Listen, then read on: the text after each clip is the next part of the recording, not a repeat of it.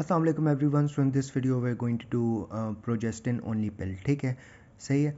अब इसमें हमारे पास ये होता है ना कि हमारे पास ना हम ओनली प्रोजेस्टेरोन प्रिपरेशन होती है। ठीक है, और ये सेफ़ मेथड है। ठीक है, और एक फ़ीमेल है जो इसको कार्डियोवास्कुलर कॉम्प्लिकेशन है, हाइपरटेंसिव है या और डिफरेंट कॉम्प्लिकेशंस हैं तो उसमें वो यूज़ कर सकती है। ठीक है, अब इसके मैकेनिज्म ऑफ एक्शन क्या होते हैं ओनली प्रोजेस्टेरोन पिल के। ठीक है, देखो सबसे पहले इसका फ़ायदा ये होता है ना, पहले ही आप ये याद कर लो, ये एक तो ओवुलेशन से रोकता है। ठीक है, दूसरा फ़ायदा इसका ये होता है कि ये हमारे पास सर्वाइकल म्यूकोज़ा की थिकनिंग ज़्यादा कर देता है। ठीक है, और हमारे पास जो स्पर्म की पेनिट्रेशन होती है ना उसकी वजह से कम हो जाती है। ठीक है, तीसरी बात ये होती है कि इसमें हमारे पास एक प्रिपरेशन होती है जिसको हम कहते हैं लीवोनॉर्गेस्ट्रिल इंट्रायूट्राइन सिस्टम। ठीक है, ये बेसिकली आपका एक वो होता है, डिवाइस होती है, ये आप यूट्रस में डाल देते हो। ठीक है, जिसकी वजह से यूट्रस जो होता है वो उसकी एट्रोफी हो जाती है, वो अनसूटेबल हो जाती है फॉर दी इम्प्लांटेशन। ठीक है, अच्छा ये हो गया। अब इसके बाद इसकी डिफरेंट टाइप्स होती हैं जो हम लोग यूज़ करते हैं ना। देखो इसके लिए आपने याद करना है mnemonic which is the PSI which is a pascal. ठीक है, अच्छा P से आपका आ जाता है पिल्स। ठीक है, S से हमारे पास आ जाता है सबडर्मल, आई से इंजेक्टेबल और फिर लास्ट वाले आई से आपका इंट्रायूट्राइन सिस्टम वाला जो था। ठीक है, अब आ जाते हैं प्रोजेस्टेरोन ओनली पिल्स। ठीक है, सही है।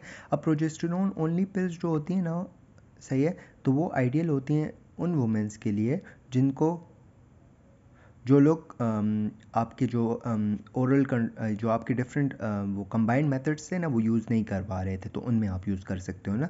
जैसे कि फॉर एग्जांपल एक पेशेंट है जो ब्रेस्ट फीड करवा रही है। ठीक है, क्योंकि हमारे पास जो कंबाइंड मेथड था वो हम लोग ब्रेस्ट फीडिंग मदर को हम कभी भी नहीं देते, और छः हफ्तों तक तो हम कभी भी नहीं देते, क्योंकि उसकी वजह से जो ब्रेस्ट के प्रोटीन कंटेंट होता है ना ब्रेस्ट मिल्क का वो कम हो जाता है, तो बच्चों को ऑब्वियसली नुकसान हो सकता है, तो ब्रेस्ट फीडिंग मदर को कभी भी हम नहीं देते। ठीक है, इसके अलावा हाइपरटेंसिव वो पेशेंट या एज उसकी ज़्यादा है, ठीक है, या स्मोकिंग करती है या डायबिटिक है या पेशेंट को जो है सिकल सेल एनीमिया है, ठीक है, तो इन केसेस में आप कभी भी नहीं देते। ठीक है, ये पिल। अब इसकी डिसएडवांटेजेस ये होती हैं कि इसकी वजह से इरेगुलर ब्लीडिंग हो सकती है। ठीक है, एक्नी हो सकती है, ब्रेस्ट जो है वो टेंडरनेस वगैरह आ सकती है। ठीक है, और ओवरी में सिस्ट भी बन सकते हैं। ठीक है, अच्छा जी। फिर इसके बाद अगर किसी फीमेल ने पिल मिस कर दी है, ठीक है, तो इन दैट केस क्या होगा, इन दैट केस ये होगा ना कि आपने पेशेंट को बोलना है कि अपनी पिल जो है वो कंटिन्यू रखो। ठीक है, और 48 आवर्स तक के लिए कॉन्डम यूज़ करना। ठीक है, और एमरजेंसी कॉन्ट्रासेप्शन इफ़ इंटरकोर्स अकर। ठीक है, अगर उसने पिल छोड़ी हुई और इंटरकोर्स हो गया उसका, ठीक है, तो आपने उसको बोलना है कि इमरजेंसी कॉन्ट्रासेप्शन मेथड यूज़ करो आप। ठीक है, लेकिन अगर इंटरकोर्स अभी तक नहीं हुआ तो आपने उसको बोलना है कि कॉन्डम यूज़ करो और 48 आवर्स तक कॉन्डम यूज़ करो और अपनी टैबलेट्स नॉर्मली लेना शुरू कर दो। ठीक है, अब आते हैं इसमें हमारे पास इंजेक्टेबल्स। ठीक है, अब इंजेक्टेबल्स बेसिकली ना या तो आप इंट्रामस्कुलर ले देते हो, ठीक है, या तो आप सबक्यूटेनियसली दे देते हो। ठीक है, और उसमें कौन सा होता है आपका डेम्पा होता है। ठीक है, डेम्पा इज़ बेसिकली मेड्रॉक्सी प्रोजेस्टेरोन एसीटेट। ठीक है, मेड्रॉक्सी प्रोजेस्टेरोन एसीटेट। ठीक है, ये आप दे देते हो। ठीक है, अब इसके हमारे पास ना जो इफेक्ट होता है ना इंजेक्टेबल का वो तकरीबन 14 हफ्तों तक होता है, 12 से 14 हफ्तों तक। ठीक है, फिर इसका सिर्फ एक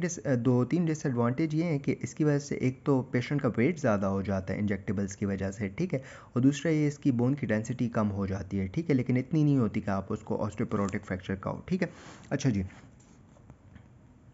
फिर हम आते हैं सबडर्मल। ठीक है, सबडर्मल बेसिकली आपकी जो है ना वो होते हैं रॉड्स होते हैं। ठीक है, वो आप जो है सबडर्मली अंदर डर्मा के अंदर स्किन के अंदर डाल देते हो। ठीक है, अब ये हमारे पास ना नॉन डोमिनेंट हैंड में मिडियल एपिकोंडाइल से ऊपर आप डालते हो 8 centimetre above the medial epicondyle with the local anaesthetic. ठीक है, अब इसमें हमारे पास डिफरेंट फॉर्म्स होती हैं ना, नेक्सप्लेनॉन होता है, यूनिप्लांट होता है और जेडेले होता है, जेडेले। ठीक है, अब नेक्स्ट प्लेनॉन आप याद कर लो, इसमें क्या होता है, सिंगल रॉड होती है, इटोनॉर्गेस्ट्रल होता है, कंट्रासेप्शन 3 ईयर्स के लिए होता है, और यूनि प्लांट जो होता है वो इसमें जो होता है वो नॉम गैस्ट्रोल होता है, इसमें इटोनॉर्गेस्ट्रल था, इसमें नॉम गैस्ट्रोल था, और ये 1 साल के लिए। ठीक है, अब इसमें ना हमारे पास जो सबडर्मल होता है ना, इसका हमारे पास एडवांटेज ये होता है ना